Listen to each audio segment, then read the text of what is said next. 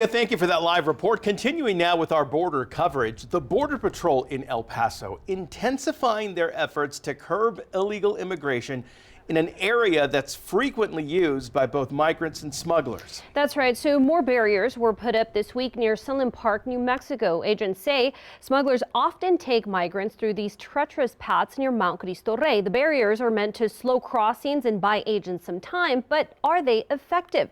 KFOX 14 News at 9's Vania Castillo has the story. This mountain has long stood as a sacred symbol for the border community, a place of religious pilgrimage and a marker of resilience. But it's also at the forefront in America's ongoing border security debate. Well, this area near Sunland Park, New Mexico, is a focal point for migration. Smugglers can often use these mountains to get migrants through, and it's very treacherous. And right here is where you can see the border wall end. Mexico right there, just a few steps away from us. So these barriers have been put in place, and they're being used to try and help buy agents some time. These vehicle barriers have been placed along Mount Cristo Rey along the U.S.-Mexico border. It's an area where the border wall ends. Border Patrol telling me that barriers go up a quarter of a mile up the south side of Mount Cristo Rey. I asked Border Patrol about the purpose and effectiveness of the vehicle barriers.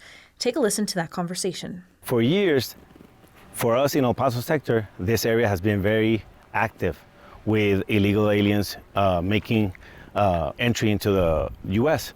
So with this barrier that you see here, it's a mobile infrastructure that we have installed in the area to prevent the use of off-road vehicles by smuggling organizations in order to minimize, deter, or slow down the traffic of illegal migrants. That way our agents can respond safer to the area to make those apprehensions. Yeah, because I mean, I see this, right? And I think like, oh, this is super easy to climb. I don't see how this would stop anyone from coming into the country. Exactly. Can you explain to us a little bit more about the purpose of this? Sure. The main purpose of the vehicle barrier, as it states in the name, is to stop vehicle traffic. You know, any type of vehicle that is used to smuggle either humans or narcotics into the country.